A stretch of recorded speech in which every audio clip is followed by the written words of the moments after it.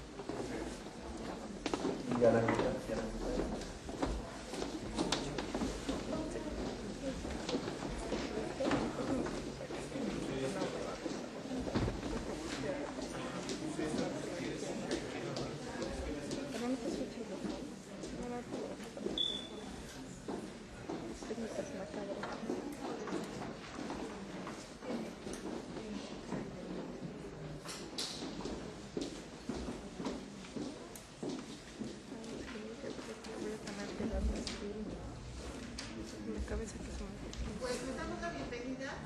Para nosotros es motivo de gran placer que nos acompañe este día una persona tan connotada como es el doctor Claudio Rama Vital.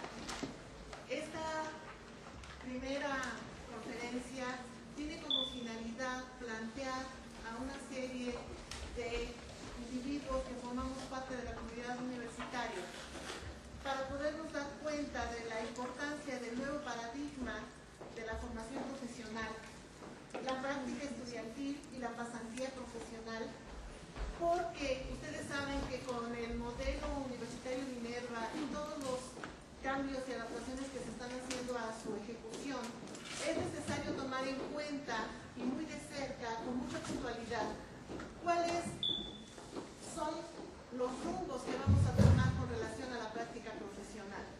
Es para mí motivo de gran placer presentar y estar en compañía del doctor Claudio Rama Vital.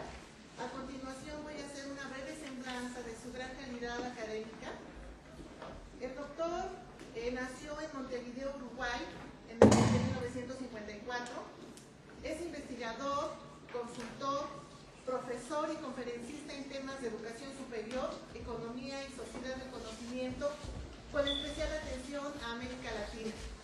Tiene 9 títulos universitarios: economista, posgrado en derechos de autor, posgrado en propiedad industrial, especialista en marketing, especialista en telemática e informática para la educación a distancia, un máster en gerencia de la educación, doctor en ciencias de la educación, doctor en derecho social y postdoctorado en educación.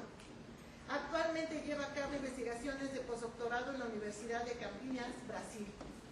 Sus idiomas de trabajo, además del castellano, son inglés, francés y portugués. Tiene además 2 nacionalidades, la venezolana y española. Gracias. A nivel internacional ha sido director del Instituto Internacional de la UNESCO para la Educación Superior en América Latina y el Caribe, con sede en Caracas. Es vicepresidente del Programa Internacional de Desarrollo de la Comunicación de la UNESCO. En Uruguay fue asesor del Ministerio de Economía, director del Instituto Nacional del Libro, vicepresidente y presidente del Servicio Oficial de Difusión y Radio, Televisión y Espectáculos. Ha sido investigador y profesor universitario en Venezuela, en Uruguay y en Argentina. Profesor visitante de la Universidad de Puerto Rico, en la Universidad Nacional Autónoma de México y de la Benemérita Universidad Autónoma de Puebla. Es consultor para diversos organismos e instituciones internacionales, entre los cuales se encuentra ILSE, la UNESCO, así como de varias universidades y organizaciones académicas en la región, entre las cuales se encuentran Honduras, Unicaribe, El Salvador, República Dominicana y Perú. Recibió un fellow de investigación por parte de la Fulbright Century Scholar. Ha sido dictador de cursos y conferencias en 126 universidades e instituciones académicas diferentes en 30 países, fundamentalmente de la región. Es miembro del Comité del referato de varias revistas de educación, entre las cuales están los países como España, Argentina y Uruguay. Es profesor del doctorado en Educación de la Facultad de Ciencias de la Educación de la Universidad de la Empresa en Uruguay, director del Observatorio de la Educación Virtual en América Latina, es profesor visitante de varios programas, entre los cuales está el doctorado de Educación de la Universidad Militar en Bolivia y de la especialización en gestiones universitarias en Brasil. Ha publicado 16 libros propios, así como múltiples ensayos y artículos. Sus últimos libros han sido La Universidad Latinoamericana en la encrucijada de sus tendencias, Las tendencias de la educación superior en América Latina en el siglo XXI, Nuevos escenarios de la educación superior en América Latina, Las tendencias de la educación superior en América Latina en el siglo XXI, los posgrados de América Latina en la sociedad del conocimiento, la tercera reforma de la educación superior en América Latina, el socialismo educativo de Luis Beltrán Prieto Figueroa, las industrias culturales de la globalización digital. Por otra parte, ha recibido en 2 ocasiones el Premio Nacional de Literatura del Uruguay por sus trabajos académicos. Ha logrado también el primer premio en Ciencias Sociales, inédito en 1999, y ha sido un premio único en educación. Se le ha distinguido con el doctorado honoris causa de la Universidad Nacional Mayor de San Marcos, en Perú. Ha logrado la condecoración del mérito a la calidad de la educación superior del Consejo Nacional de Evaluación y Acreditación de la Educación Superior del Ecuador. Y ha obtenido también la Orden Universidad Central de Venezuela, entre otros reconocimientos de 26 instituciones educativas de la región. Es profesor honorario de la Universidad Ricardo Palma, Perú, y la Universidad Bicentenario en Venezuela. Como ustedes podrán observar, el doctor es una persona que tiene una vastísima experiencia, y ante la sociedad del conocimiento, ante todos los cambios que se están generando, su presencia nos va a dar luz para poder vislumbrar algunos de los caminos que vamos a poder seguir como universitarios. Agradezco su presencia y los dejo en manos del doctor. Les pido un caluroso aplauso.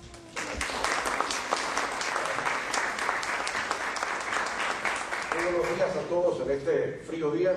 Ayer, como había sol, cuando llegué hasta me hice una piscina, pensé que todos los días iban a ser iguales hoy. Llegó el 27 frente de frío, que es el primero que se dio una cosa militar. Llega el frente número 27 a Puebla. ¡Wow! El año pasado me tocó estar con muchísimo placer 3 meses aquí en Puebla, una linda posibilidad de poder inclusive terminar un trabajo que va a ser publicado ahora por la universidad, que refiere al tema de competencia profesional, que refiere un poco al tema de un paradigma que se está conformando dentro del escenario de la transformación de las dinámicas educativas.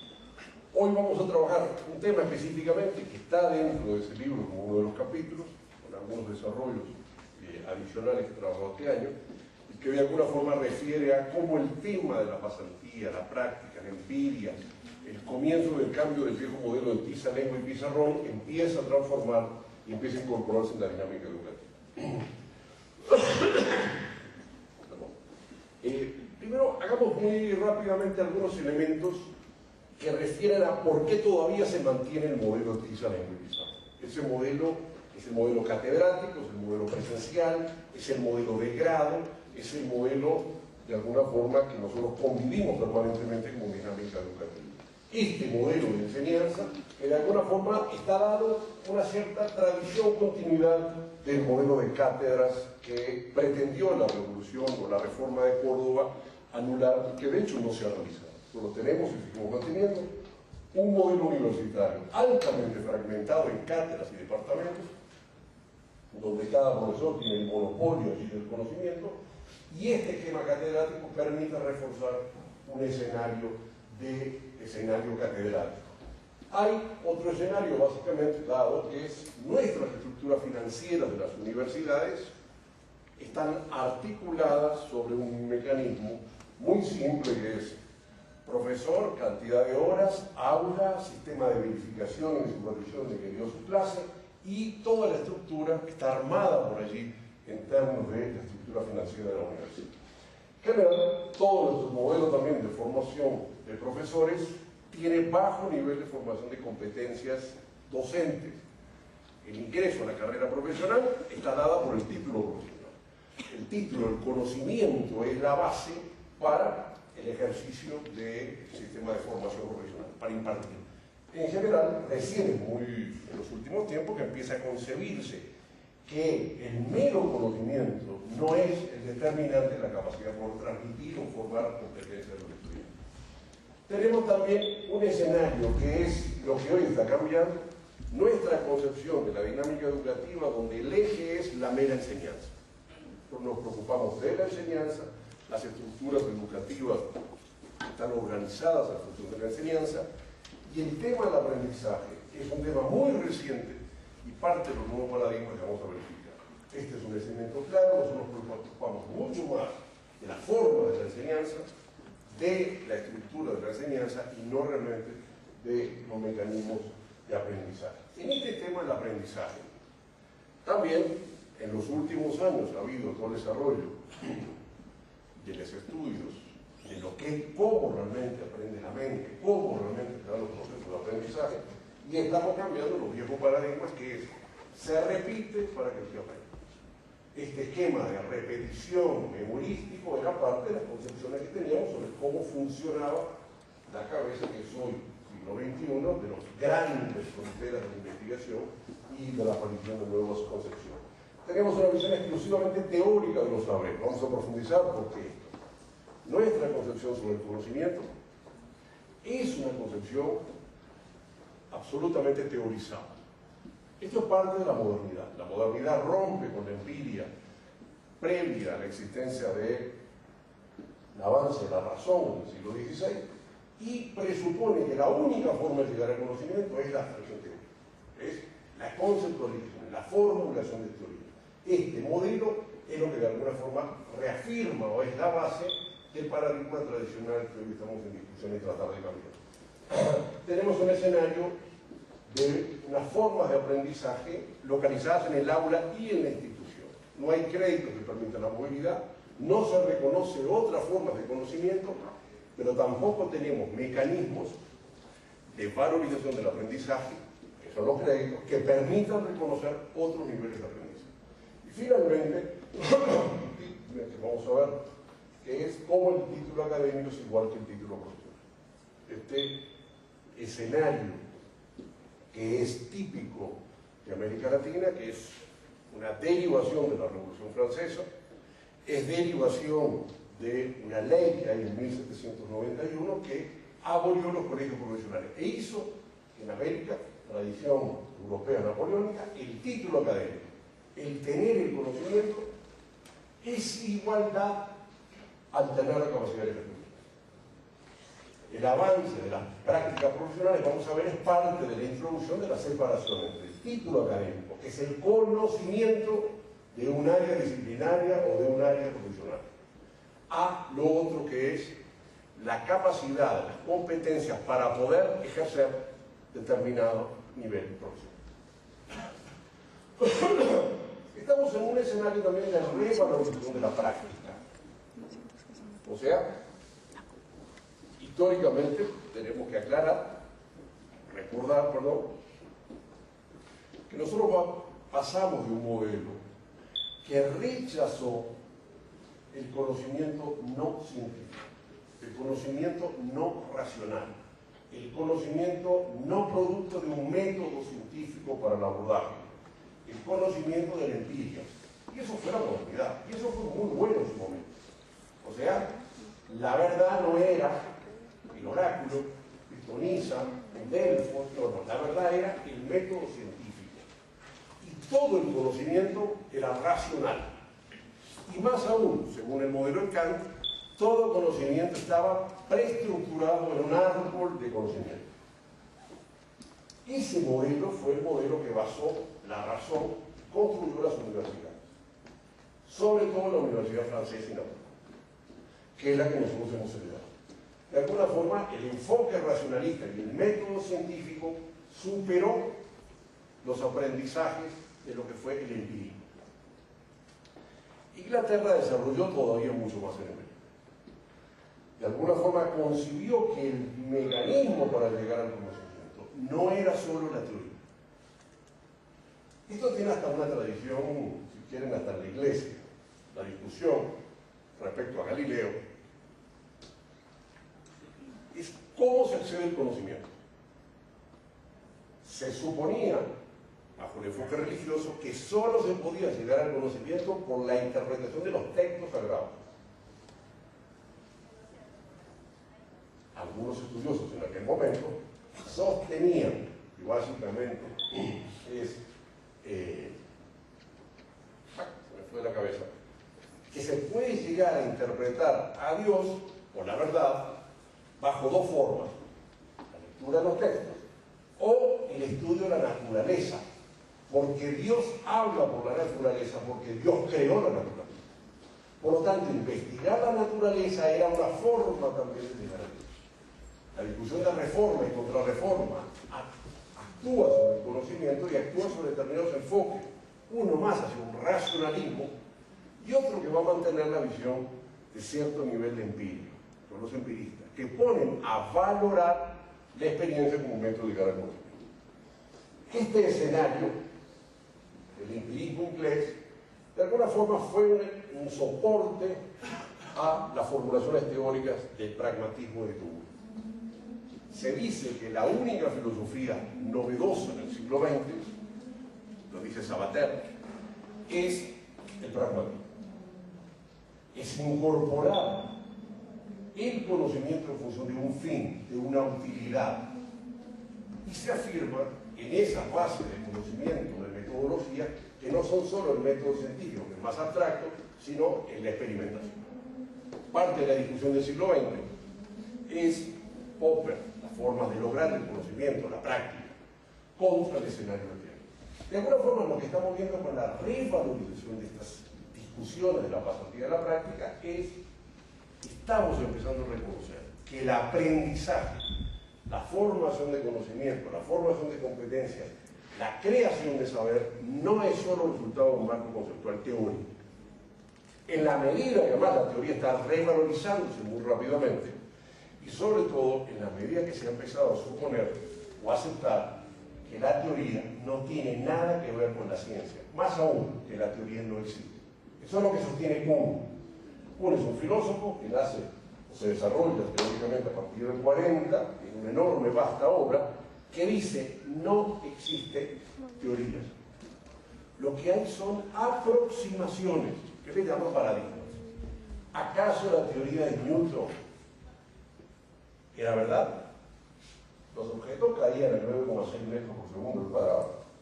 Bueno, fue paradigma, o sea que explicó la realidad hasta que llegó la teoría de Einstein, 400 años. Y la teoría de Einstein, que le llamamos teoría, es un paradigma. 100 años, 20, 80, 400, sabemos sin lugar a dudas que va a dejar de tener ciencia. Entonces, de alguna forma estamos viendo que el valor absoluto de la teoría empieza a, de alguna forma, ser erosionado. Empiezamos a concebir que no existe ni el método científico absoluto para llegar a una teoría absoluta, porque no existe la teoría absoluta. No es casualidad hoy el desarrollo de enfoques, digamos, cualitativos o cuantitativos adicionales para acceder a las investigaciones. Este escenario se reafirma de alguna forma con lo que es el posmoderno. El pensamiento complejo, la incertidumbre, el concepto del caos, la ausencia de marcos referenciales respecto a todo hecho social. La ciencia social, que siempre ha pretendido ser ciencia, que pusieron ese nombre antes de ciencia, hoy empieza a discutirse ciencia. Pero aún las ciencias básicas absolutas empieza a discutirse el concepto de ciencia, en el sentido de teoría ahistórica de duración indefinida que funciona para el resto de vida. Estos son elementos que van a ir siendo parte del presupuesto hacia una revalorización de los conceptos de la práctica. De alguna forma, toda la discusión en los últimos años es: estamos pasando de la enseñanza a la aprendizaje. O sea, vamos a ver por qué es este como marco paradigmático que fija concepciones sobre educación. No es nuevo. Más bien que digamos que por suerte la historia no es que sea una repetición de hechos pasados, sino que la historia siempre tuvo alguna génesis, alguna idea que de alguna forma se va a reproducir. En el propio Khomeini, que es el fundador de la pedagogía, siglo XVI, que sostiene la pedagogía como principio de construcción de su campo disciplinario, ya planteaba que los maestros debían enseñar menos y los estudiantes aprender más. Estas concepciones de Khomeini de alguna forma fueron arrasadas con la revolución napoleónica en el sentido de la construcción de la universidad como espacio de la ciencia. El espacio de la ciencia, el espacio de la verdad, quedó reducido a las aulas de las universidades. Y el patrón fue la universidad. Este escenario, de alguna forma, es la revalorización del conocimiento práctico. O sea, teníamos un conocimiento teórico que abandonó la existencia del conocimiento práctico, y hoy estamos en un escenario de decir, bueno, vamos a poner en la mesa, se está poniendo en la mesa el conocimiento práctico, acotado, dimensionado, reflexionado con las tecnologías, con los contextos de hoy. No es lo mismo el conocimiento práctico del siglo XIV que el conocimiento práctico del siglo XX. Porque el contexto general de los saberes en aquellas épocas no son las que son hoy. La génesis no implica una repetición igual, acrítica de lo que son las situaciones en el contexto actual. Pero hoy, de alguna forma, empezamos a reflexionar en todo lo que es el conocimiento práctico. Las utilidades del conocimiento práctico, la eficacia del conocimiento práctico y la relación entre eso y el conocimiento teórico. No es una discusión de las tradicionales de la categoría del marxismo, de la praxis profesional. No es una relación meramente de una visión del pragmatismo que supera las concepciones teóricas. No, es un escenario nuevo que busca articular en cada campo teórico la relación entre teoría y práctica y la utilidad de los mecanismos de conocimiento y de formación de conocimiento de la práctica. De alguna forma, el conocimiento práctico tiene un escenario fuertemente interdisciplinario. O sea, los posmodernistas sostienen que lo que estructuró la modernidad son las disciplinas. Y las nuevas concepciones actuales conciben que el conocimiento no se llega en forma disciplinaria, sino interdisciplinaria. No se accede al conocimiento bajo el método de Descartes de dividir una realidad, sino por los métodos de integrar la realidad dentro de una visión mucho más holística y mucho más amplia. Este tema de un escenario de conocimientos no fragmentados en disciplina, el interdisciplinario, es uno de los soportes significativos de la mente. De alguna forma, implica que el acceso al conocimiento, no la creación de la pregunta de investigación, no el tema de la formulación de las hipótesis, no, el conocimiento mismo se accede a través de la mente. E inclusive el conocimiento mismo se accede sin marcos conceptuales teóricos. Peor aún, hoy tenemos conocimientos que no tienen marco teórico. Se saben cosas que no se sabe por qué. Esto no existía. O sea, todo conocimiento solo podía ser aceptado y asumido porque tenía un soporte teórico. Esa es la base del pensamiento de Kant. Hoy empezamos a encontrar conocimientos que implica hechos que se repiten, que las verificaciones de la experimentación muestran que son marcos reales, que no tienen campo de construcción teórico. Si quieren, me acuerdo no solo, porque estamos en un aula virtual, que es toda la teoría desarrollada del modelo de Moore, que sostiene que cada 18 meses se duplica la capacidad de procesamiento de los microprocesadores. Y eso está probado estadísticamente. ¿Por qué? Nadie entiende por qué. ¿Qué es lo que hace que efectivamente se esté cumpliendo la ley de Moore sin saber la causa teórica de ese proceso? Que el proceso de miniaturización se esté dando, no se entiende por qué. sin duda que la ley de Moore se basa en que se están incorporando más circuitos integrados dentro de una unidad cada vez más pequeña. ¿Por qué? No se sabe. Y eso es una en mil.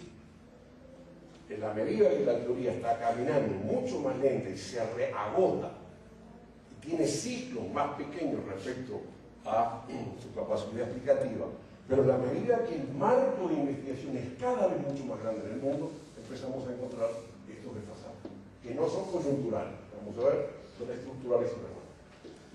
De alguna forma, hoy estamos en la región en un cierto cambio del paradigma educativo. Vamos, por otro lado, el campo disciplinario, el avance de la educación práctica pasa por un lado, y por otro lado, en América Latina estamos en que nuestros modelos tradicionales educativos están en la mitad de un terreno. La masificación, la virtualización, la expansión de las demandas, el cambio de las estructuras institucionales educativas está produciendo un cierto terremoto de la forma de organización y de gestión del conocimiento. O sea, más competitiva la educación, tenemos 20 millones de estudiantes, tenemos 10 miles de instituciones educacionales en América Latina, tenemos cada vez más una diferenciación y de alguna forma va mostrando cada vez más que el modelo tradicional no funciona. O sea, nadie pensaría que una institución educativa se termina en el grado. Hoy nadie cree en eso. ¿Por qué? Porque el conocimiento es tal que se focaliza en poco. Nadie pensaría ya que la única forma de apropiación del conocimiento es en el aula. ¿Por qué? Porque estamos verificando los aprendizajes, que la movilidad, que el intercambio, que el análisis comparativo es determinante. ¿Eso qué significa? ¿Que antes estábamos equivocados? No, que antes había un paradigma que decía que eso era verdad. O sea, paradigma, una teoría. Otros paradigmas están empezando a sostener que esas concepciones sobre el conocimiento de alguna forma no logran de alguna forma verificar el contenido de enseñanza. Bueno, bases del nuevo paradigma. Probablemente el cambio del mercado laboral. O sea, el cambio del mercado laboral y el trabajo de los profesionales. Está planteando que las formas de transmisión y creación de conocimiento a través del modelo TISA, lengua y pizarrón, catedrático, presencial, no son aquellas que el mercado laboral está de alguna forma requiriendo. Y cuando decimos mercado laboral, decimos la vida social, no meramente la vida dentro de la estructura de empleo laboral. De alguna forma, este escenario va marcando un cambio en la estructura. Lo segundo, vamos a volver más tarde, es la relación entre la educación y el empleo. Vamos a volver a un punto que simplemente como reanuncio es la descoordinación o el desequilibrio o los problemas permanentes entre mercado y trabajo. O sea, entre la formación en términos de desarrollo y fronteras del conocimiento y las demandas laborales. Esta es, digamos, la cuestión educativa central. Cuando decimos cuestión es el tema central. Formamos lo que el mercado necesita, nos renovamos la velocidad de los conocimientos en la medida que el mercado crea demandas adicionales, estamos en los procesos de formación en la medida de la frontera del conocimiento, estamos atrasados. Esta relación trabajo-saber es el problema fundamental de la educación. Discutimos un programa a partir de un conocimiento que ya tiene 5 años, armamos el programa y se pone a funcionar 5 años después, y la gente se va a graduar 5 años después. O sea que ese conocimiento ya tiene 15 años respecto a cuando se crea. Ese desequilibrio es permanente. O sea, en los programas, en las capacidades humanas nuestras, en las estructuras curriculares y en las demandas laborales, de cuáles son las competencias requeridas. De alguna forma, el problema inicial es nuestra nueva visión respecto al entorno de la educación. O sea, en la medida que la educación es de masas, en la medida que hay 20 millones de profesionales que están formando, la relación respecto a el entorno educativo, en la medida que hay mayor nivel de conocimiento y que los mercados laborales son muchísimo más dinámicos que antes, se empiezan a aumentar los desequilibrios. En este contexto es que está la discusión de pasantías y prácticas. O sea, está puesta en nueva pedagogía, en un enfoque por competencia que está irrumpiendo, en un enorme nivel de expansión de los saberes, en la desestructuración de las bases de los conocimientos teóricos, en el nivel de pedagogía requerida para apropiarse de determinadas competencias. De alguna forma, la pasantía y la práctica profesional, de alguna forma sostiene la realidad de nosotros, que empiezan a ser un componente fundamental en los procesos de formación y apropiación de competencias.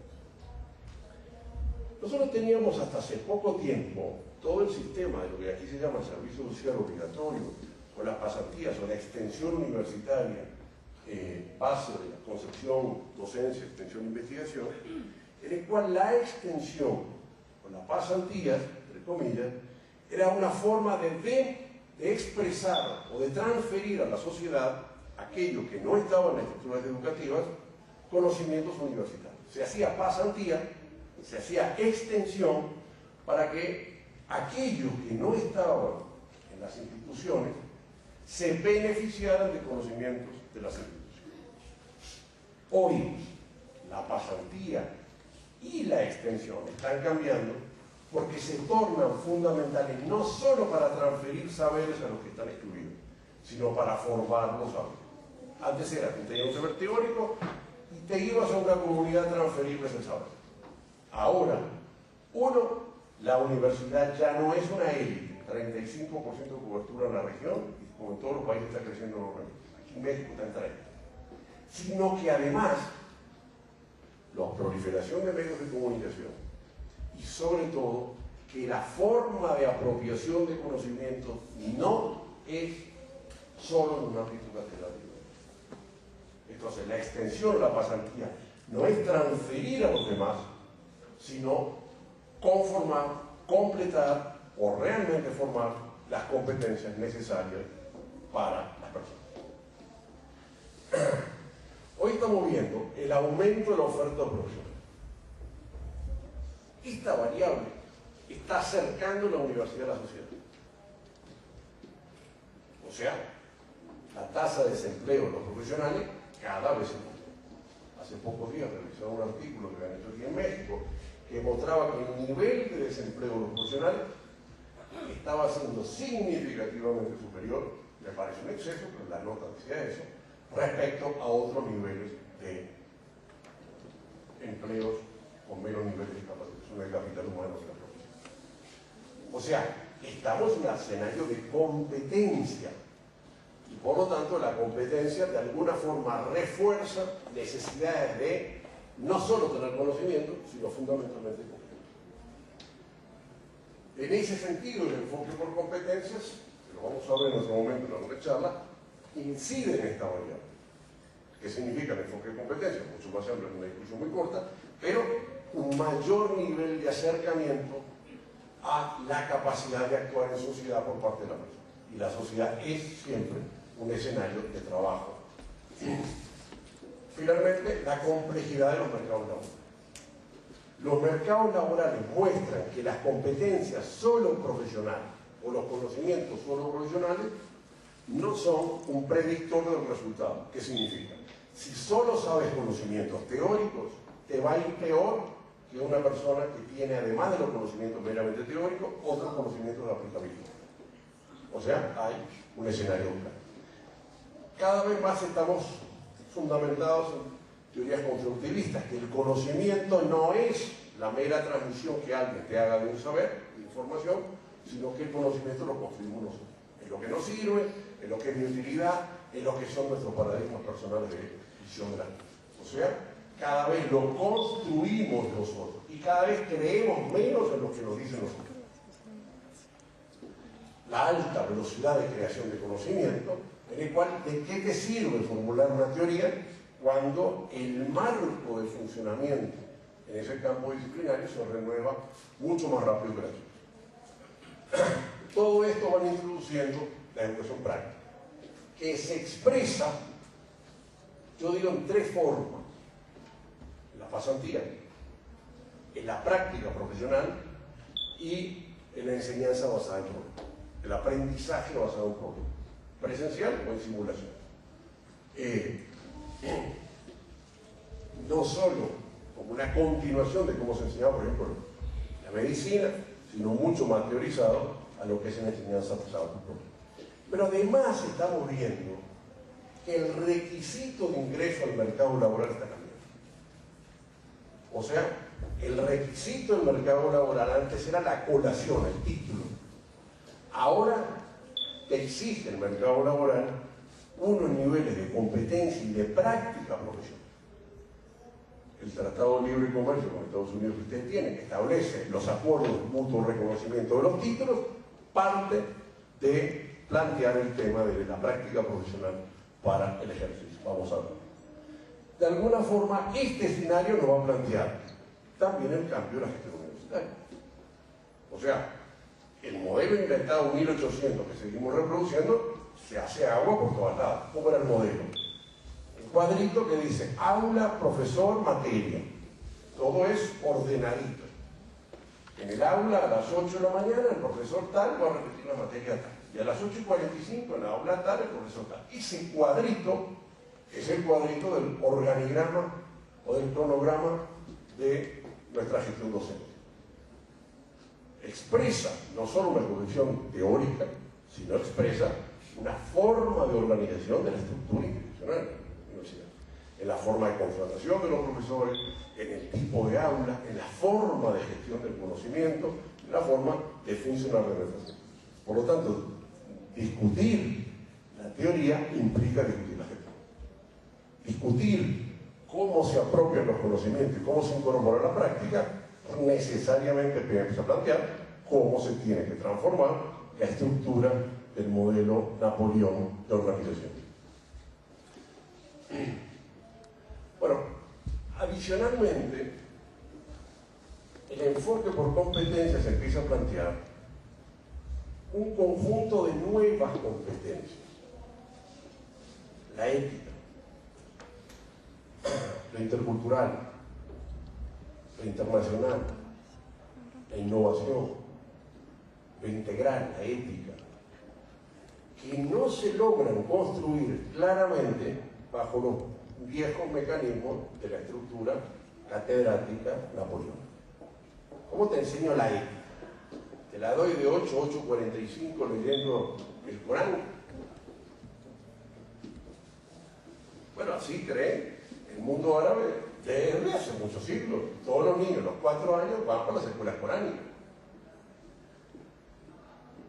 Te lo dejo que tú leas el libro solo en tu casa y no en el aula, modelo de la reforma luterana. Llévate la Biblia a tu casa y que no te la diga el cura, que tú la leas.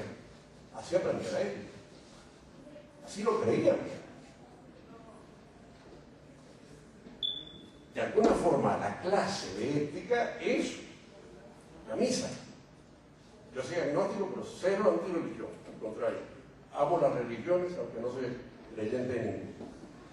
Son formas pedagógicas de transferencia de conocimiento. Hoy estamos claros, las iglesias todas lo tienen claro, porque en este negocio tienen 2000 años y todavía el mundo sigue lleno de pecado. Que no es así, ¿sí? O sea, que no transfiere valores por la vía que tiene la Biblia, o por la vía que alguien te lo dice, o por la vía de que haces una interpretación tú misma de los textos sagrados. Esto empieza a plantear en general la ruptura del paradigma anterior. ¿Cómo se rompe un paradigma? Cuando de alguna forma no logra explicar las nuevas realidades. Entonces, tú no puedes explicar lo intercultural en un señalo de clase. Yo no te puedo explicar la convivencia con los demás en la teoría. No te puedo enseñar, digamos, es obvio, ni el idioma si no lo practicas. Esto no es novedoso. O sea, la medicina, los ámbitos técnicos, tienen 1000 años ahí. No digamos 1000, digamos 300. lo que empieza a pasar es que el conjunto de competencias adicionales que hoy, las que ustedes tienen estructuradas en el modelo Minerva y las que son parte de la formación de un nuevo paradigma, está mucho más claro que no se puede formar ahí. Yo te puedo enseñar historia en el aula. No te puedo enseñar relaciones interculturales o innovación o capacidad de aprendizaje solo en el aula, en una forma catedrática. Ya inclusive empieza a plantear que aún mi historia te lo puedo enseñar en el aula. Me tienes que autoaprender y hay otras formas pedagógicas de ir accediendo al conocimiento. Todo esto va llevando a que de alguna forma empezamos a plantearnos la práctica como la formación de determinadas competencias. La educación práctica es parte del nuevo paradigma. Eso no significa abandonar el concepto de educación teórica. Nos va a llevar a una reflexión mucho más fuerte, que puedo hacer una referencia después, que es ¿cuál es la pedagogía para cada competencia? O sea, estructurar un currículum, es decir, para aprender tal cosa se necesita una bibliografía, se necesita un docente y un currículum estructurado. Pero ahora agrega determinada pedagogía, dicen, para formar determinado tema, para investigar probablemente redes de investigación, para cada una de las determinantes de conocimientos o de competencias, empieza a discutirse cuál es la pedagogía más eficiente. Entonces, la discusión de las pedagogías catedráticas presenciales tienen un rol. Las otras empiezan a tener otro rol adicional. ¿Cuánto va a durar el modelo catedrático? No sé. Está claro que está en decrecimiento. Ya no es el 100% de los cursos. No debe ser. ¿Cuánto debe ser? El solo hecho que ya está metido el aula en el PowerPoint incorpora otros componentes. Antes el libro estaba fuera del aula. O sea que el recurso didáctico es parte de una transformación en la cual aún clases que tienen el envoltorio catedrático presencial ya no es lo mismo que en el pasado. Dentro de esto, el enseñarse basado en problemas es una parte de esto. O sea, no es solo el modelo de caso de Harvard o de Navarro, no es solo los sistemas de la práctica, empieza a ser un modelo de simulación.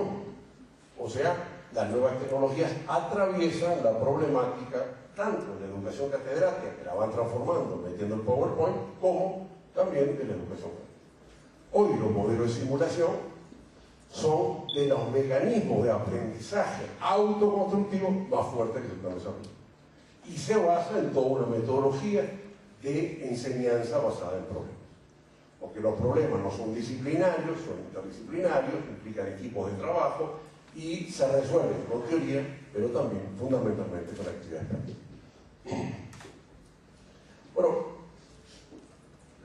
podríamos decir que la educación práctica no refiere a un ciclo universitario, sino refiere a todos los ciclos. Pero la pregunta es, ¿en qué nivel la educación práctica es más importante? ¿Puede ser más importante la educación práctica en los primeros años de aprendizaje? ¿O también puede ser más importante en los últimos niveles de alta especialización que casi no tienes cuerpo teórico? O sea, lo que estamos constatando es que la educación práctica no es solo una expresión, por ejemplo, del alto nivel de especialización, que tú empiezas a tener una enseñanza de aprendizaje práctico. No.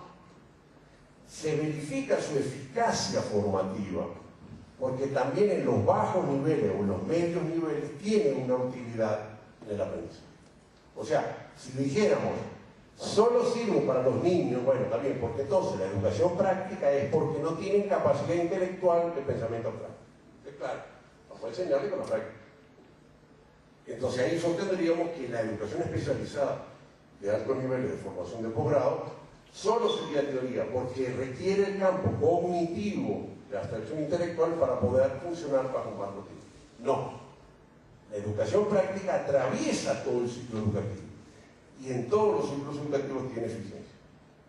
tiene eficiencia los modelos de simulación para los niños y tienen eficiencia los modelos de simulación para los amigos de Osama Bin Laden cuando van a hacer la práctica para tirar aviones a los torres de vuelta. Tan simple. O sea, sirve para conformar competencias en todos los niveles de la mente. De alguna forma, esto refiere a lo que se empieza a llamar el modo 2 de creación del conocimiento. En los 80, un equipo grande de Hugo Gibbons avanzó a formular un nuevo modo de apropiación y de formación de creación de conocimiento. ¿Por qué es nuevo? ¿O por qué le llamaron modo 2?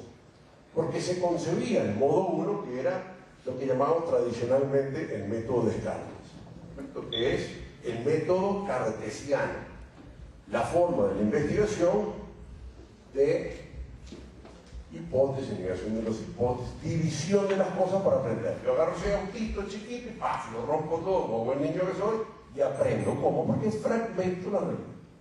Al dividir la realidad, la entendemos. El modo 2 de apropiación del conocimiento dijo, no, esta es una forma disciplinaria, pero como el conocimiento es interdisciplinario, estamos desarrollando sistemas, lo que llamamos el modo 2, que incorporan la práctica, que incorporan componentes mucho más asociados a escenarios no solo interdisciplinarios, sino que incorporan mucho más fuertemente el laboratorio y la práctica con o sin marco conceptual. De alguna forma, nuestro problema es que el conocimiento se está volviendo de corta duración. ¿Cuánto dura un conocimiento? ¿Con qué velocidad se deprecia la teoría? Esto es parte de una reflexión que es: empezamos a referir que el conocimiento se deprecia. No es que el envase se deprecie, el cuerpito. La neurona se quema desde que tengo 25 años. No es solo que de alguna forma el capital humano como capital tiene un proceso de deterioro porque aparece un nuevo conocimiento. No, es que el conocimiento mismo, además, tiene su proceso de depreciación. La década del 80 fue muy famoso un caso. En Venezuela había los bioanalistas. Era un colegio profesional, una profesión, un ejercicio de formación universitaria que estudiaba la sangre. 5 años para estudiar la sangre. Y formaba bioanalistas que en 4 días de trabajo hacían el estudio sobre si tenías determinada enfermedad y a través del estudio de la sangre. Esa profesión fue bioanalista. ¿Qué pasó con esa profesión? Se lo recuerdo. Un día vino un señor y inventó una máquina que en 1 minuto hace el estudio de la sangre. Separa el suelo, la sangre, y te dice en 1 minuto cuáles son los componentes, de 50 componentes de la sangre, cuál es la situación y cómo deberían de estar para estudiar para tu sexo. Peor aún, en algunas máquinas te dice el medicamento que tienes que tomar. Los bioanalistas desaparecieron.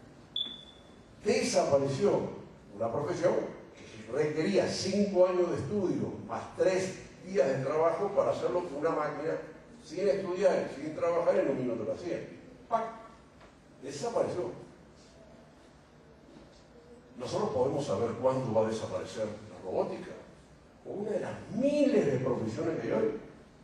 El mundo tiene 150.000 campos profesionales de certificación.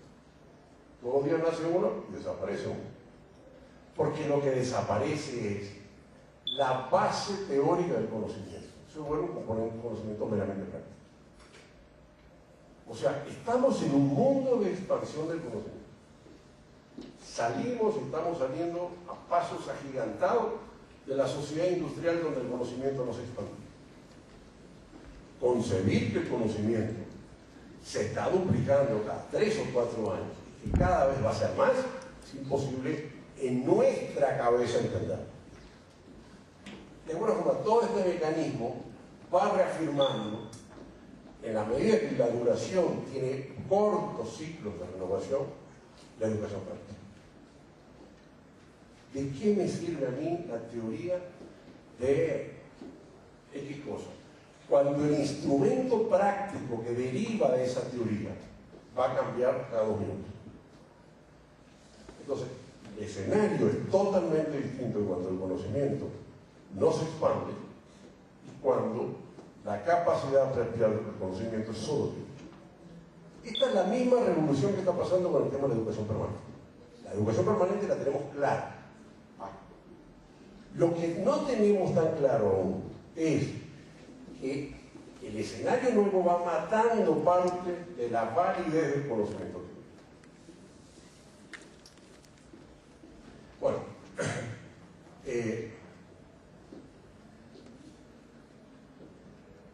quiero referir el tema de desajustes entre la educación y el mercado.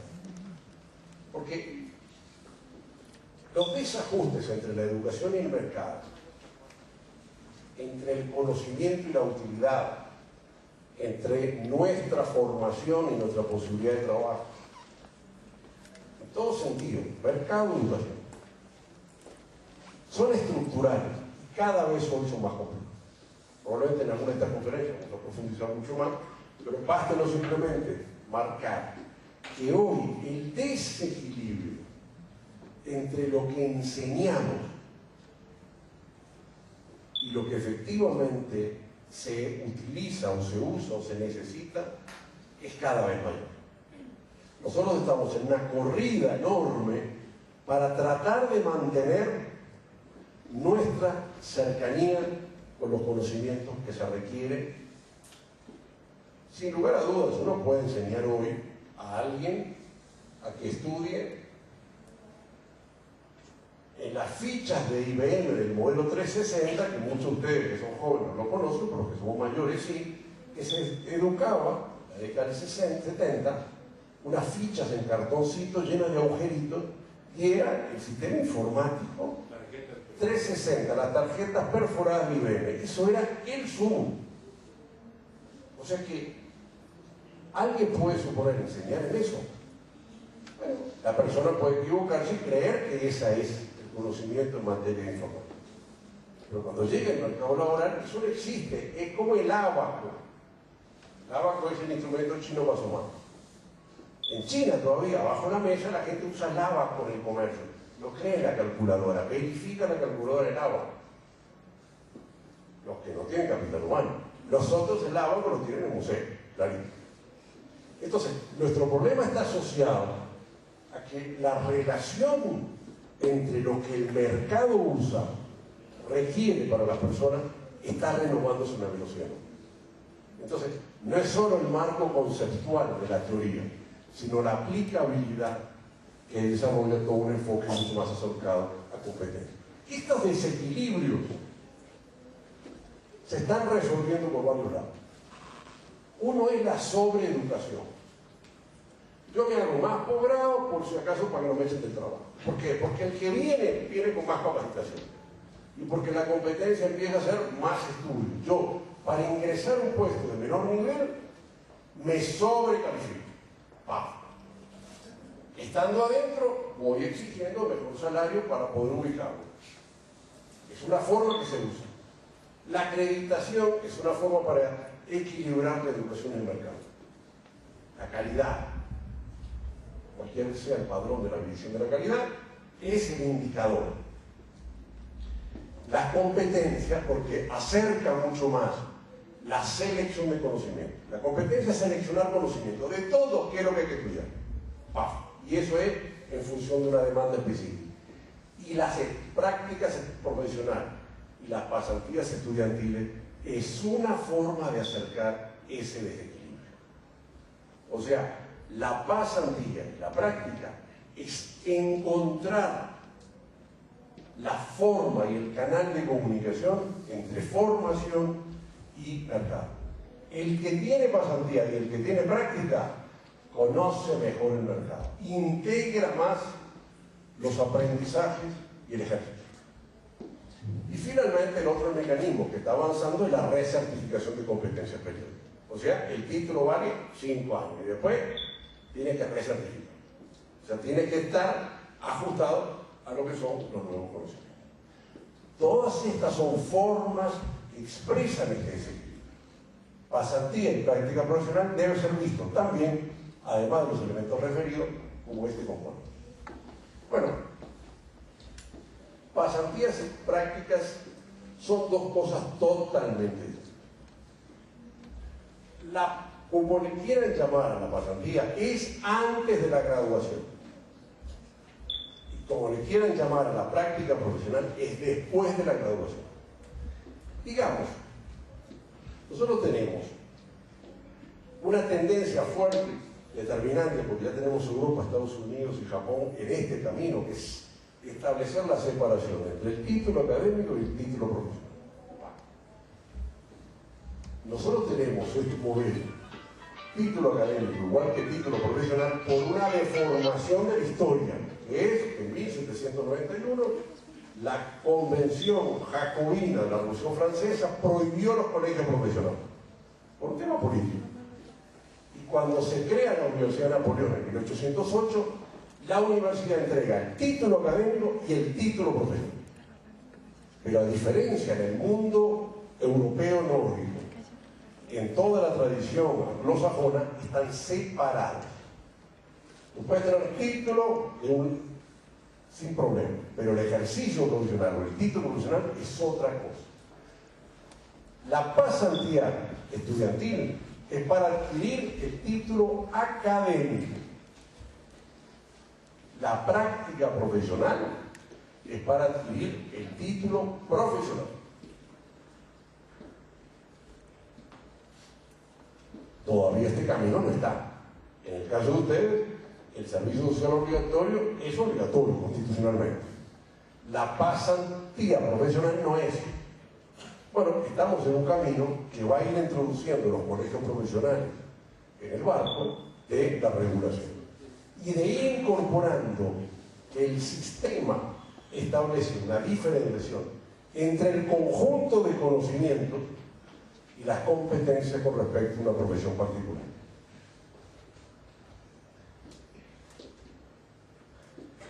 Obviamente la pasantía tiene que está acreditizada, está integrada al currículo, está supervisada, está evaluada. Los sistemas de pasantías en América Latina, vamos a verlo al final, están basados en concepciones muchas veces tradicionales, que al final no se hace la pasantía, que al final es un esquema muy laxo.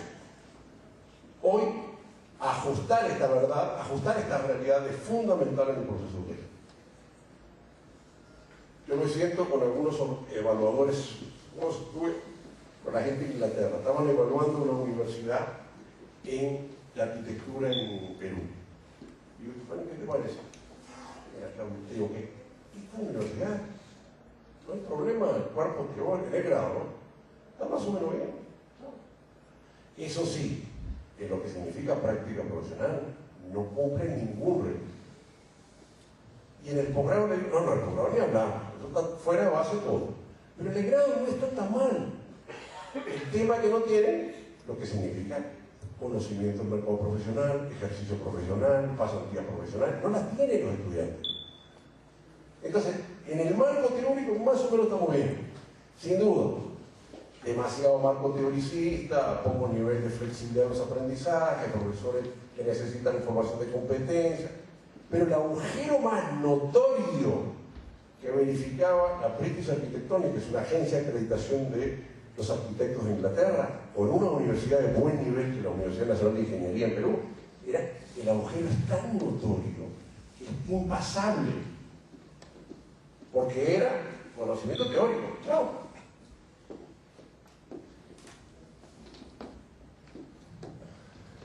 Digamos, ¿cómo vemos nosotros el modelo? Que tenemos competencias específicas, saberes disciplinarios, competencias genéricas que requieren modelos de pasantía. ¿Correcto?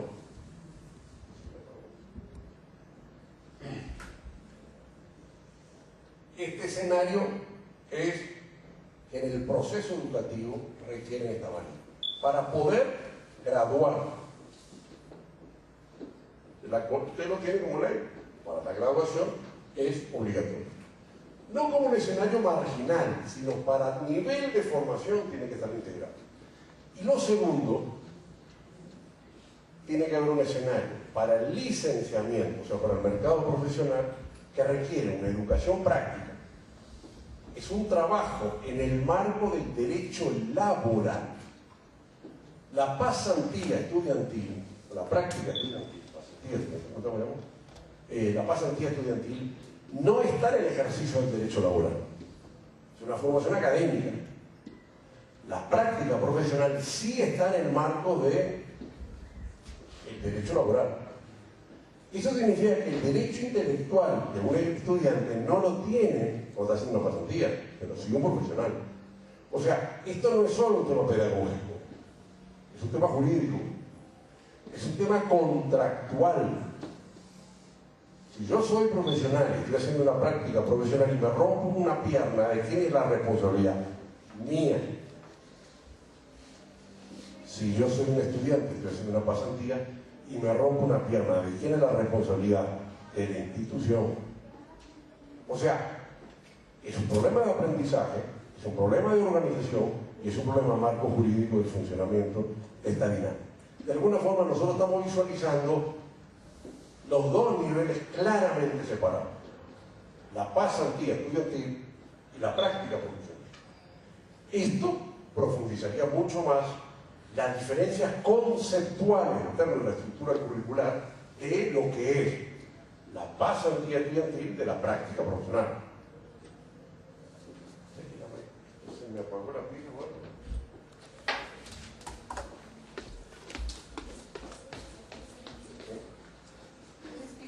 No, para aclarar. No.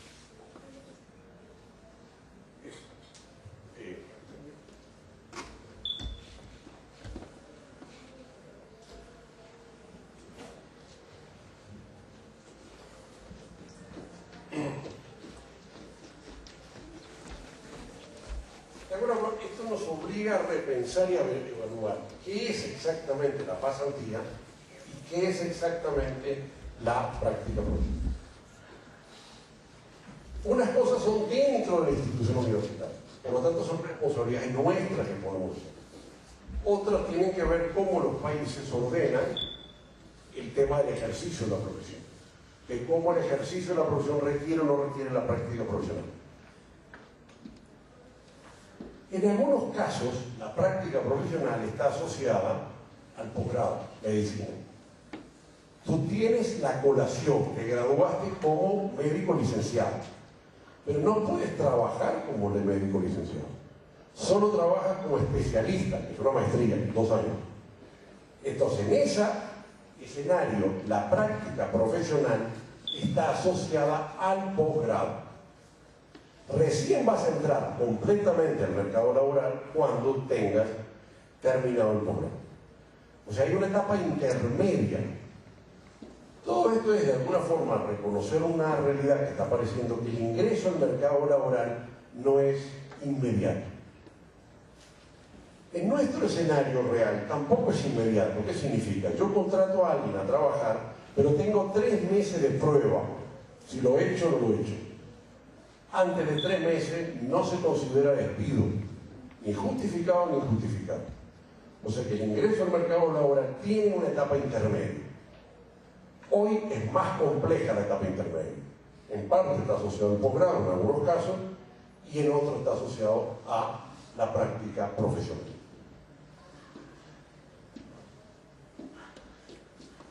En un enfoque por competencia que está avanzando, se verifica claramente que las pasantías y las prácticas profesionales son aquellos elementos que permiten construir en las personas las competencias requeridas. En este caso lo que yo hice, tomé las competencias de tuning, o sea, aquellas competencias genéricas que estableció tuning en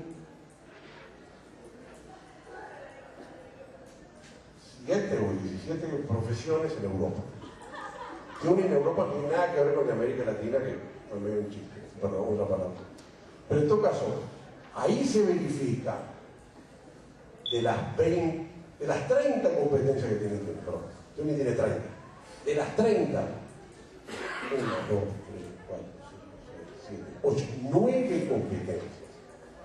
La tercera parte se forman en el ejercicio del conocimiento práctico. Las competencias 21 y genéricas 30 agregan además las competencias específicas disciplinarias, económicas, de abogado, de cualquier profesión que fuera. Estas son las genéricas. Lo que interesa registrar es que un estudio del mercado laboral europeo, en la mayor parte de los campos profesionales dominantes, se determinaron 30 competencias. La tercera parte de ellas se forman en las capacidades prácticas o en el empleo. O sea, capacidad de aplicar conocimientos prácticos, capacidad de aplicar conocimientos teóricos, capacidad de resolver problemas, de involucrarse personalmente, de trabajar bajo presión, de trabajar en equipo, de conocimiento de las instituciones y de disposición a compartir conocimiento, capacidad reflexiva, son competencias que solo se pueden estar apropiando a través de mecanismos que impliquen un involucramiento particular y personal en relación a los problemas. Eso es la tercera parte. Esto lleva a una discusión. ¿Cuánto tiempo tiene que tener las pasantías en la práctica? 6 meses, 8 meses, 400 horas. Bueno, es una discusión que cada vez es mayor. Los modelos de pasantías antes tenían mucho menos tiempo. Ahora aumenta la carga a efecto de adquirir estas competencias. Decíamos un rol educativo, ¿no? O sea, no es un rol laboral. Podríamos decir que más que un rol educativo es un trabajo académico. Porque obviamente que tiene los componentes. Pero no es un trabajo solo, es un trabajo académico. De nada sirve una pasantía en el cual un informático lo pone a archivar carpetas. Eso es una inutilidad y una pérdida de tiempo de todos. De alguna forma, no es un trabajo flexibilizado, que es para que las empresas tengan mano de obra barata. No es una práctica preprofesional encubierta. Más allá de que todo el mundo quiere entrar a la pasantía para después tal vez quedarse en la empresa. El objetivo no es ese. Muchas veces, inclusive, se arman sistemas para que no pueden ingresar en la empresa. Esto obviamente implica claramente deberes y derechos estudiantiles, leyes de trabajo, o sea, es un escenario de requisito de regulación. Está asociado a competencias genéricas, ¿correcto? Y sin duda, como decía allí, el escenario de funcionamiento tiene tensiones. Tensiones en las instituciones educativas porque no sabemos gestionar eso. No sabemos remunerar a los docentes. No sabemos cómo se hace la coevaluación, cómo se hace la supervisión, cómo son los contratos de trabajo a efecto de las pasantías. O sea, implica toda una logística en la cual no estamos ejercitados. La práctica profesional es un escenario diferenciado, ¿correcto? O sea, quiero ahí marcar para que pongamos en visual cómo la película está cambiando. O sea, este era el ejercicio antes, esto es lo que empezó a cambiar primero con la pasantía y esto es lo que empieza a cambiar ahora con el licenciamiento.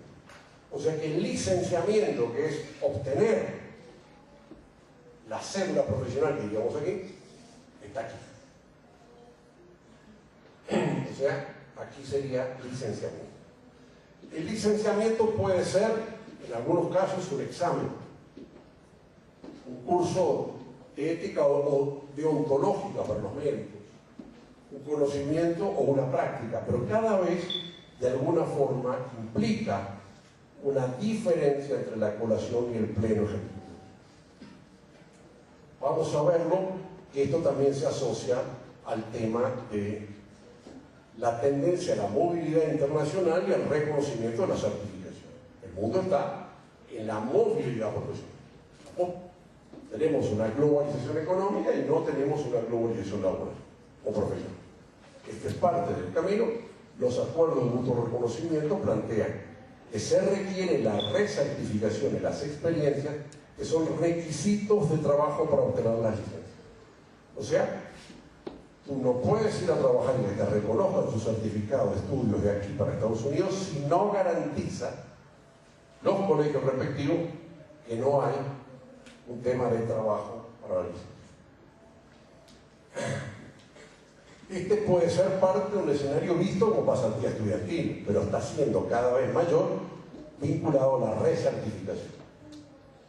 En Estados Unidos, para tomar un caso, un ingeniero necesita 4 años de práctica supervisada para poder firmar planos.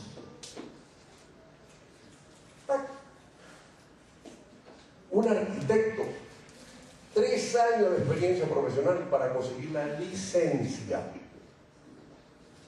El psicólogo, estudio mínimo de maestría para trabajar. Y el contador, 2 años de experiencia profesional. O sea, con perdón de la palabra, los gringos no ganan porque son más rígidos en estas cosas. No porque sean ni más blancos, ni más rubios, ni más altos, ni más inteligentes. O sea, tienen un sistema educativo más rígido, más exigente. Esa es nuestra reforma. El mundo global. Para que realmente el espacio laboral global lo puedan tener nuestros profesionales. De alguna forma, el cambio del paradigma es un cambio de paradigma para no perder los espacios laborales que la sociedad nos puede permitir hoy en este mundo global. Aquí decíamos cuáles son las pedagogías para apropiarnos de las cosas. Uno puede decir, supongamos, la más eficiente, la que tiene el punto más alto. Que para las competencias interactivas, la más eficiente es la educación práctica. Y si queremos, para apropiarnos de competencias informáticas, seguramente la educación a distancia o virtual permite más eficiencia. O sea, en cualquier grado, carrera o formación de conocimientos, ¿cuál es, en las competencias, en un currículo o competencias, aquellas competencias que son más eficientemente formadas a través del pasado? Sin lugar a dudas se puede formar una clase. El tema es que tenemos que tener la mejor pedagogía para cada competencia, la mejor forma para que la gente pueda construir su conocimiento. No podemos conseguir una sola pedagogía. La pasantía, la práctica profesional, es parte de esa discusión. Esto está cambiando en las pasantías en América Latina. En los últimos 10 años tenemos en varios países que antes no estaban dentro. Chula hizo una ley hace pocos meses. En Argentina, desde la década del Menem, empezó la discusión de ley, que es una discusión interminable, si es laboral o no es laboral la pasantía estudiantil. En El Salvador la han puesto obligatoria, en Ecuador ahora la hicieron obligatoria en la última constitución, Colombia está tratando de ponerla. O sea, la agenda de las pasantías estudiantiles, más bien, la realidad de la pasantía está en la agenda latinoamericana. O sea, no es un escenario solo de un país que la está discutiendo, es un problema que se está viendo en toda la región. Conclusión, una nueva relación entre la formación profesional y el mercado, a partir de modalidades pedagógicas que se agregan a la formación académica. Fundamentalmente formación práctica y educación a distancia. En educación práctica, las 3 modalidades que referí: basada en problemas, pasantía y práctica profesional. Currículum por competencia y sistemas nacionales de crédito son la base para que esto pueda funcionar eficientemente. Correcto. La lógica de la extensión, que tenía un contenido ideológico antes, hoy está siendo cambiada. La extensión es crecientemente la pasantía. Correcto. Crecientemente la acción social de los estudiantes que van a las comunidades a ayudar a las madres abandonadas a que sepan a conocer la ley, no es solo para ayudar a la madre, que sin lugar a dudas es fundamental, es también para ellos, para la formación de las competencias del ejercicio profesional y de las instituciones de insertarse socialmente. Es un escenario de cambio. Amigos, muchas gracias por la atención.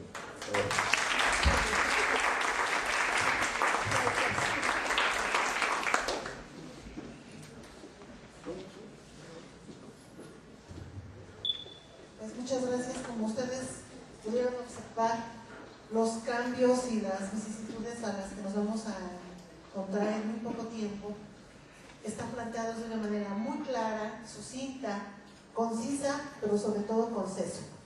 De una manera muy inteligente, de una manera muy contemporánea y sobre todo analizando la complejidad, analizando todos los alcances y dimensiones diversas que pueden estar presentes en esta posible decisión que nosotros hayamos que tomar en un futuro muy cercano.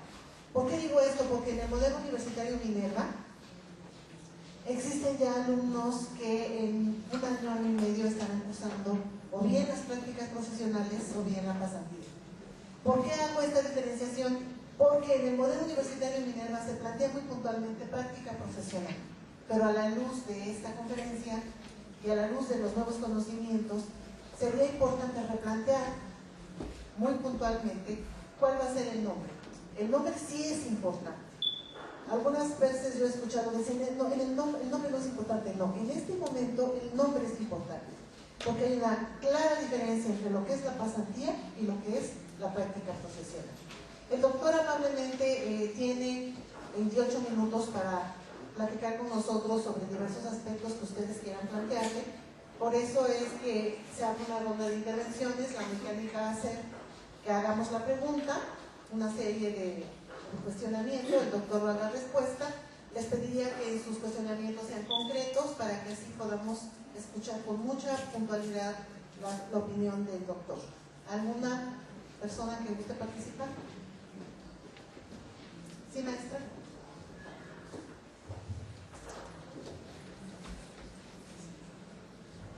Buenos días, mi nombre es Adriana Telles, soy de la Facultad de Lenguas y la verdad es que tengo muchas, pero creo que algunas de esas corresponden más bien al plano de la gestión universitaria, ya que lo están planteando, que es un programa que nosotros prevemos en nuestra unidad académica con la licenciatura que tenemos, pero el doctor hablaba acerca de algunas de las tensiones que se generan en estos cambios y acerca de la necesidad de que la gestión también se modifique de acuerdo a este modelo, ¿no? No puede existir ese cambio sin que haya el cambio en la gestión.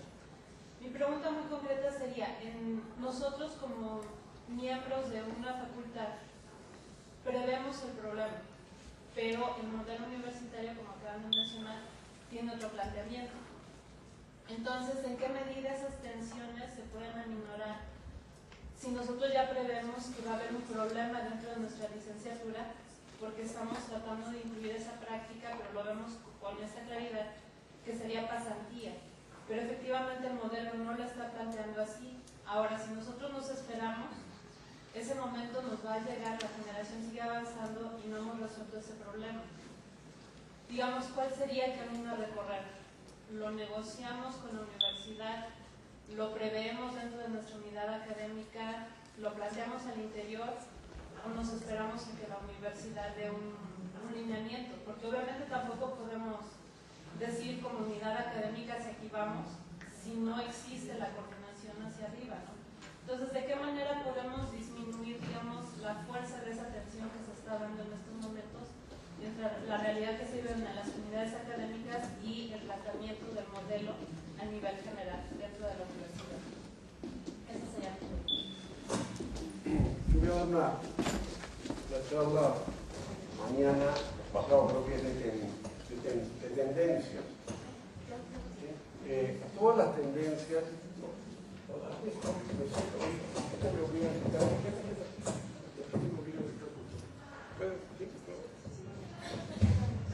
no, yo digo, voy a hacer una reflexión después de una conferencia sobre el tema de tendencias, y siempre las tendencias tienen tensión. Eso es automático. O sea, toda cosa que cambia genera tensión. Tensiones porque no se entiende, tensiones porque cambia el espacio de confort, tensiones porque hay diferencias y problemas de tiempo. No. En el ámbito educativo, las tensiones tienden o deberían de tenderse a resolver por la vía de más formación. O sea, construcción de consensos implica reflexión, discusión, debate, estudio y formación. O sea, nosotros estamos en instituciones que nos dedicamos a formar competencia de las personas. Entonces, el ajuste implica mucho más atención a la formación interna. O sea, no hay, yo creo, posibilidad de llevar adelante cambios en los modelos si no hay formación y competencias de los docentes en la materia, de los docentes, de los administradores, de las instituciones, porque hay veces en la instrumentación de cosas nuevas surgen problemas, surgen diferencias, surgen variables que solo el debate y la construcción de ciertos niveles de consenso lo puede lograr.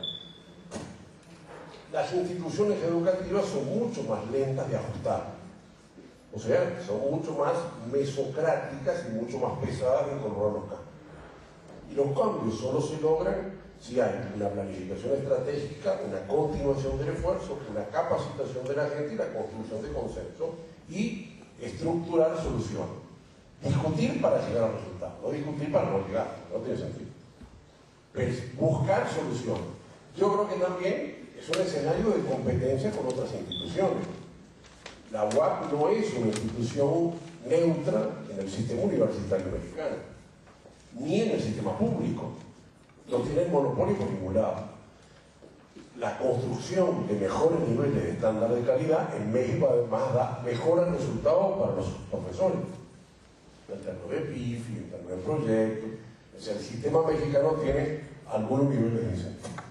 Por lo tanto, yo diría que más formación. Algunas veces las cosas hasta que no se discuten, no se analizan, no se llevan a programas de papel, no tienen procesos claros. Después llegarán a cambios normativos. Los cambios normativos vienen después. Las instituciones, son autónomas, pueden decidir tales o cuales cosas. Las pueden llevar adelante. Yo creo que en esta materia, tampoco la pasantía es nueva, ni estamos poniendo encima de la mesa temas muy rupturistas. No, de hecho, todos ustedes están ya en este ejercicio, correcto, o sea, no es 1500 el huevo contra el plan, no, esto no es así, correcto, o sea, de alguna forma hay claros escenarios que recomiendan. Yo diría que además, no hice referencia, tal vez lo haga en esta conferencia, muchos de estos paradigmas tienen 50 años, 100 años. El constructivismo que se inventó la semana pasada, el colectivismo de 100, ¿cuántos años tiene? O sea, nosotros estamos hoy viendo cosas que tienen 100 años. El pragmatismo es del siglo XIX como filosofía, que es lo que hizo la base del cambio del modelo americano, que permitió tener los niveles de patente y conocimiento que tienen esos tipos. Pero de alguna forma no estamos en una reflexión, es decir, estamos en la frontera de la discusión teórica. No, no, esto ya fue elaborado teóricamente. Lo que estamos es en la incapacidad, o todavía en la carencia, de lograr instrumentar paradigmas teóricos que hay consenso, más allá de los ajustes que pueda tener, a la instrumentación práctica de la resistencia que tiene este tema. Y en la construcción de las metodologías de abordaje del problema, de resolución del problema y de instrumentación del problema. O sea, pero yo creo que el nivel de resistencia es mucho menor de lo que de alguna forma... Claro, esto implica cómo se remuneran los docentes, cómo son las prácticas, pero es otro trabajo.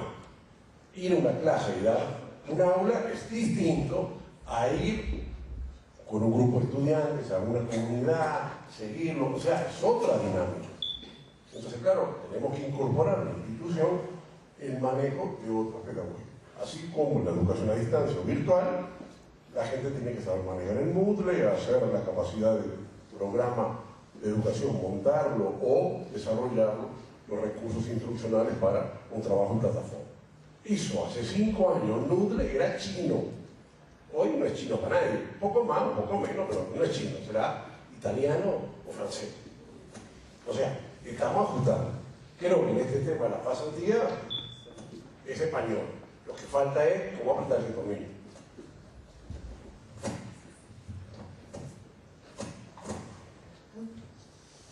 ¿Alguna otro comentario? Pues doctor, yo sí tengo, perdón. Maestro, ¿sí? A mí me preocupan dos cosas. Una tiene que ver con, ya lo decía usted, el mundo del conocimiento avanza mucho más rápido que antes, ¿no?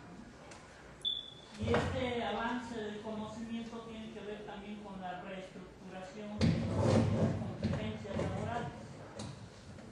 Yo le preguntaba hace unos días a un compañero que es de sistemas, digo, si a ti te dijeran que el trabajo que vas a realizar ahorita, que tienes que venir a la oficina, checar, estar aquí sentado, etc., te dijeran que lo puedes hacer desde tu casa, ¿lo harías? Y me decía, sí, perfectamente, yo tengo acceso a internet, tengo acceso a la base de datos, puedo hacer en mi casa, estoy haciendo lo mismo. Eso cambia las competencias laborales. Entonces, ¿hacia dónde voy?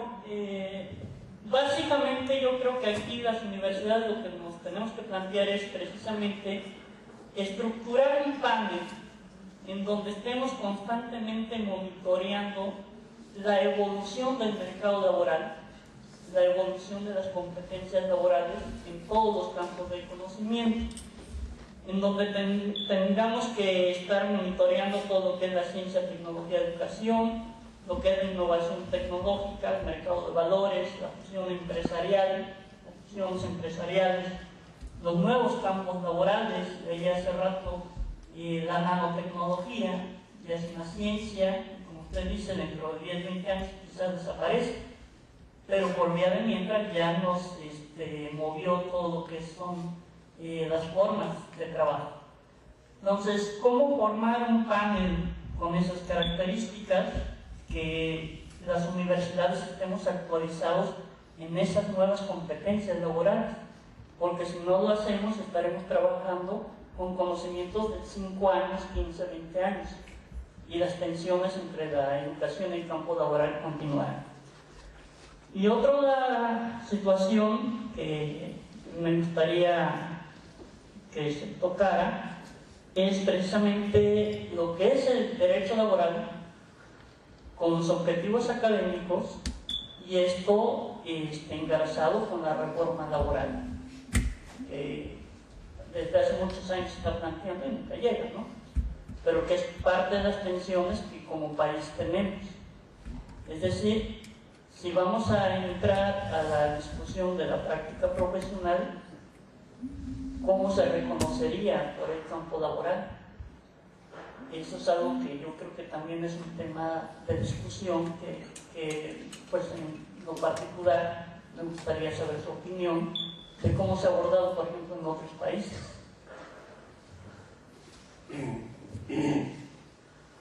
Lo que estamos viendo es aguantarme 5 días. Lo que estamos viendo es el desarrollo de observatorios laborales.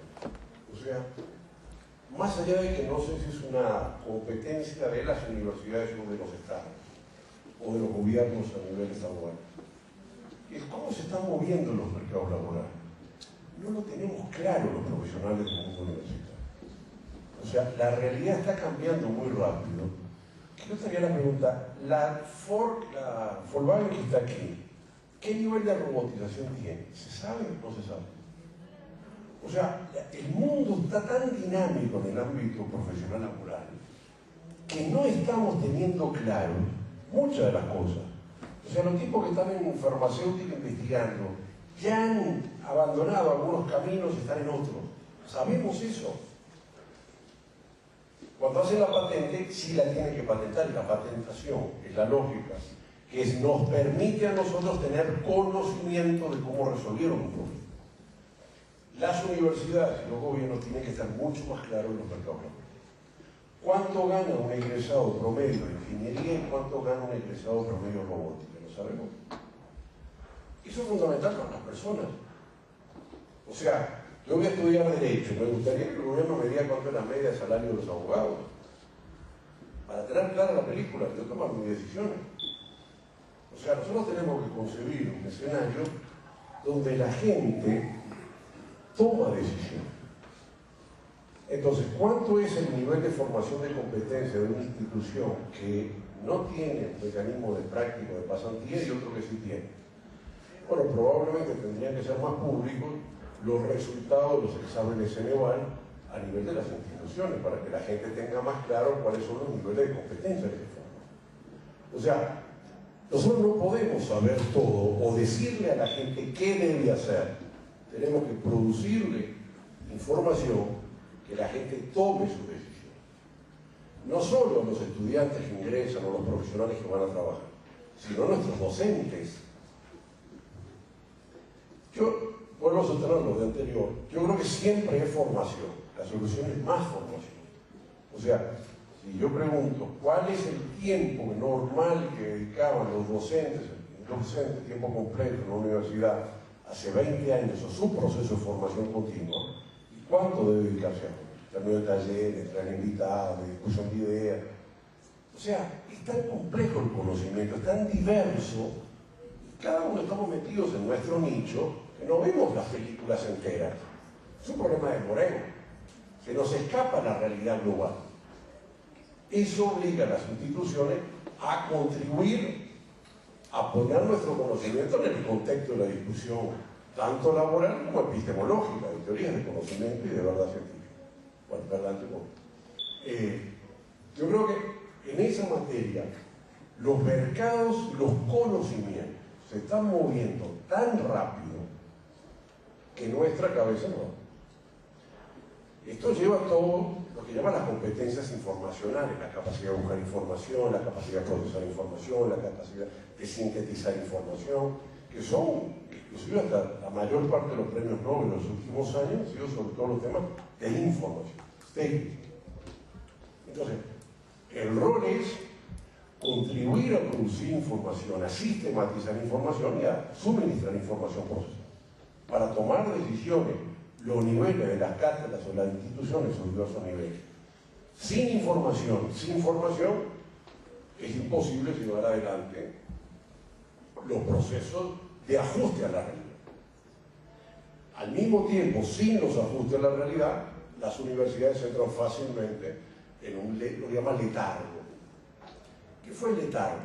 El letargo va del siglo XV y el siglo XVIII, en el cual las universidades quedaron trancadas en los conocimientos que no eran por ahí el mundo. O sea, la discusión de Galileo con la Iglesia, bueno, Galileo dijo, no, está bien, no discutamos más que yo que soy vivo.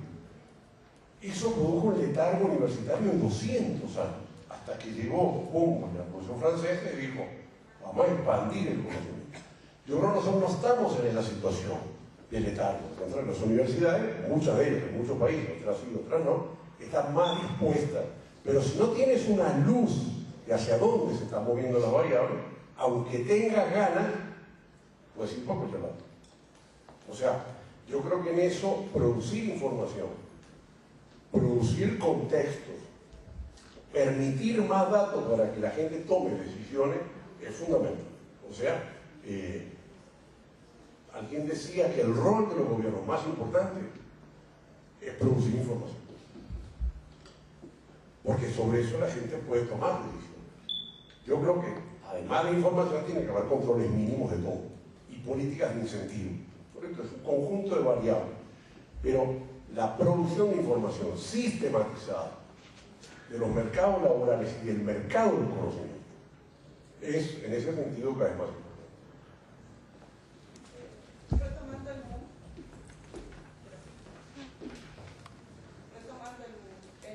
Una de las propuestas que se hizo con respecto a cómo deberá de interactuar la universidad con su entorno, con la sociedad, de una forma diferenciada a como se ha reconocido la función de vinculación. En esta parte se hace el análisis de que la vinculación es tender puentes entre entidades y como universidad pública nosotros aspiramos a buscar con un fundamento del mundo, aspiramos a interactuar de una manera más amplia y efectiva con el entorno, con la sociedad. De ahí nace el concepto de integración social. Actualmente se ha evolucionado integración social a responsabilidad social universitaria. Tenemos en común la mayoría de los fundamentos o de los principios que se acordaron en cuanto a integración. Uno de ellos es el sentido de lo público, incluso en la parte de la gestión, que es donde creo que todavía tenemos que trabajar estructuradamente. Sin embargo, la otra estrategia que se observa dentro de la vicerrectoría, por ejemplo, para difundir, fortalecer lo que ha sido siempre reconociendo que no es una propuesta estática o definitiva, ha sido la comunicación estratégica, que en realidad tiene unos fundamentos muy similares a los que ahora nos comentaban, acerca de cómo ha evolucionado el pensamiento estratégico hacia otras formas de comunicación, incluso, ¿no? La narrativa, etcétera, el lenguaje común, no tanto en el lenguaje o en el pensamiento científico. Y esa parte es la que creo que también se ha puesto como un elemento que puede ayudarnos a alcanzar o a madurar el sentido de lo común o nuestra responsabilidad como universidad pública. Y es precisamente lo que tratamos de hacer o incluir en el trazo de los programas de estudio. De ahí la pertinencia de los ejes transversales. En específico, nosotros hemos visto esta parte de la pasantía profesional en lo que corresponde a innovación y talento emprendedor. Estamos haciendo un esfuerzo para alcanzar la práctica, ¿no? Por tener una mayor interacción estructurada con los procesos productivos, con una semblanza social, aunque a veces social en la percepción generalizada lo acotamos a ciertos aspectos de beneficencia, no tan en el enfoque productivo, ¿no? Hacia el enfoque productivo. En esta parte es cuando nosotros requerimos también toda una mayor difusión de lo que en el mundo de alguna manera se promovió, se discutió o se consensuó. ¿Cuál es el fin de la universidad pública?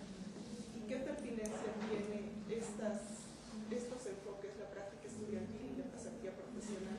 ¿Cómo es que lo alineamos o esta propuesta que se hizo en el MUM da un campo favorable para llevarlo desde los programas educativos a las prácticas o el sentir de los alumnos? Sí requiere, sobre todo en los gestores, recordando que la gestión debe tener más el concepto académico que una gestión administrativa.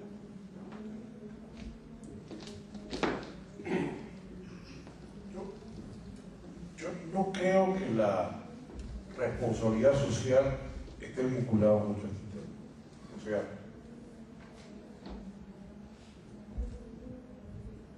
la extensión como responsabilidad social o la responsabilidad social universitaria tiene que ver con el entorno, con el objetivo de la universidad y su sociedad.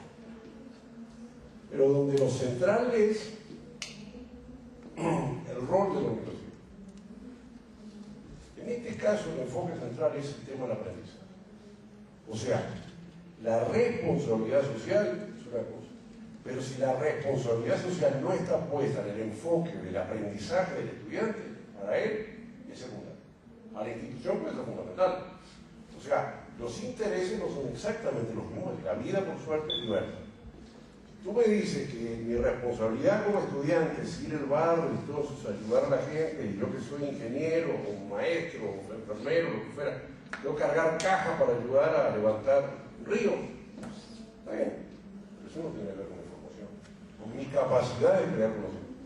Pero estamos buscando un enfoque de crear competencias y de pasar al modelo de aprendizaje.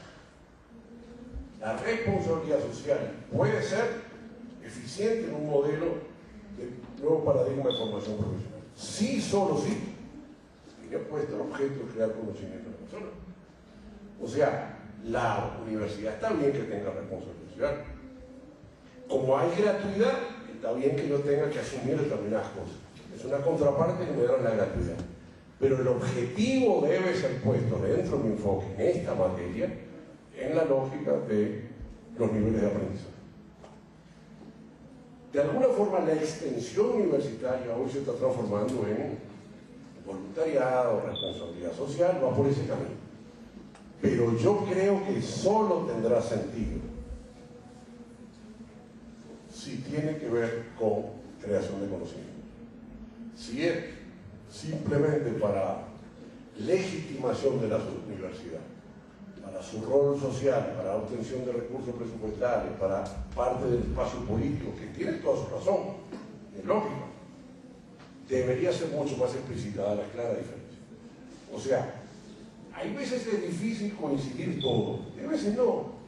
O sea, la institución puede hacer responsabilidad social y hacer cualquier nivel de acción.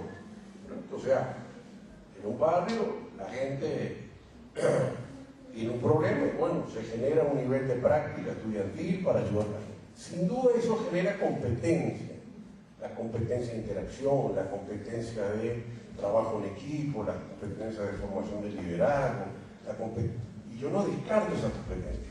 Lo que yo digo que deberían estar estructuradas esa competencia en función del aprendizaje. O sea, los estudiantes no son la clase obrera de las universidades. Los estudiantes son, como diría Rodó, la semilla del futuro. Y eso implica que la construcción de las diversas competencias tiene que hacerse, para mí, en función de la calidad del aprendizaje. Entonces, creo que si estamos pasando un modelo que pone como centro el aprendizaje y el estudiante, implica que todas las variables tienen que estar ahí. Eso también lo dice el modelo de Moon.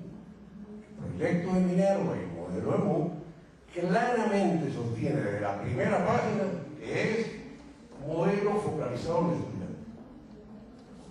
Y eso implica que todo el concepto está sujeto a la primera variable. O sea, es muy complejo cuando hay miles de derechos, cuál es prioritario, o el establecimiento de determinadas prioridades.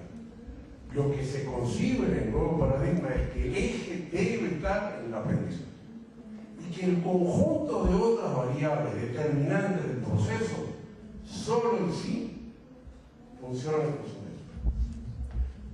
eso. En un objeto concebido donde el modelo era la enseñanza, bueno, la extensión, la responsabilidad o el rol de la universidad en la sociedad era una cosa.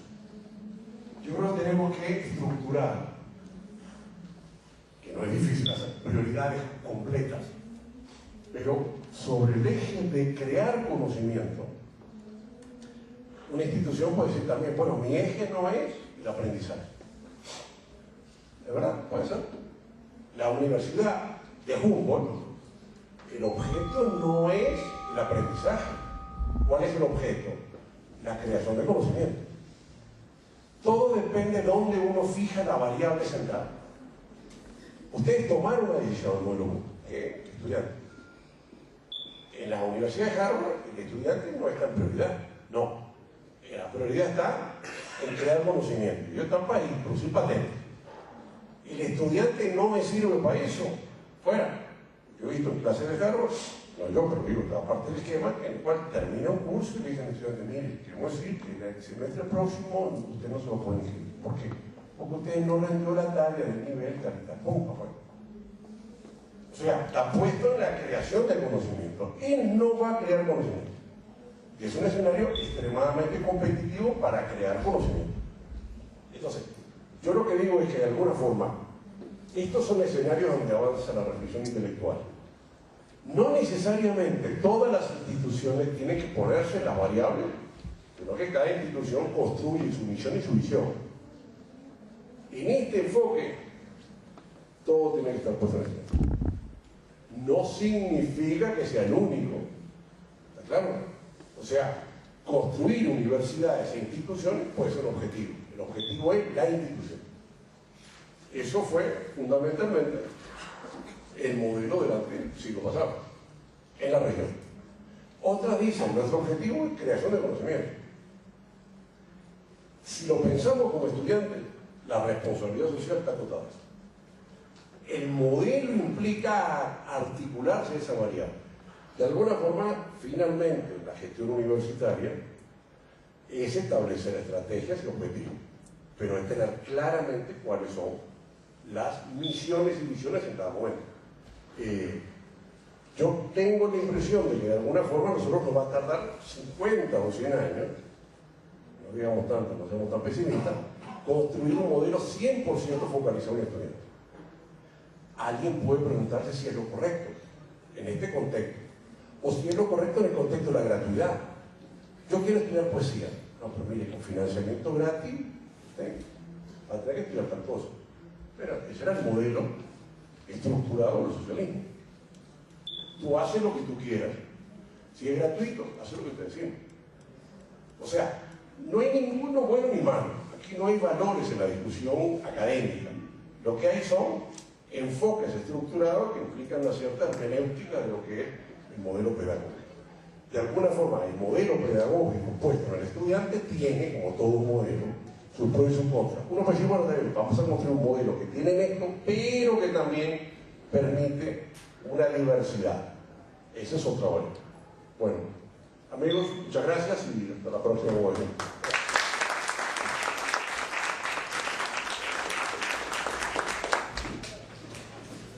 Pues antes de que se retiren, queremos hacerles algunos anuncios. Mañana se va a llevar a cabo en este mismo lugar las tendencias de la educación superior en América Latina en el contexto mundial. El jueves, las competencias profesionales como enfoque curricular, y el jueves, la economía de la educación superior y la gestión del conocimiento. El viernes, taller la gestión académica entre deseos, tensiones y realidades. Y los invitamos a que participen. Todo esto se va a llevar dentro de esta aula y en la Vygotsky. Quien asista a 4 conferencias va a tener acceso a una constancia. Y además quiero hacerles un segundo anuncio. Con base en esta dinámica y en esta incertidumbre que existe en estos momentos para definir las prácticas profesionales al interior del modelo universitario Minerva, auspiciados por la Vicerrectoría de Docencia, la Dirección de Servicio Social los invita al 7 y 8 de junio al encuentro internacional sobre este debate. Estamos en la disponibilidad de discutir abiertamente con otras universidades y componentes de alta calidad sobre esta tensión y sobre este punto que hay que abordar en muy poco tiempo. También quiero comentarles que nos acompaña como parte de la organización la Universidad de Hidalgo. Ellos tienen mucha experiencia en esto.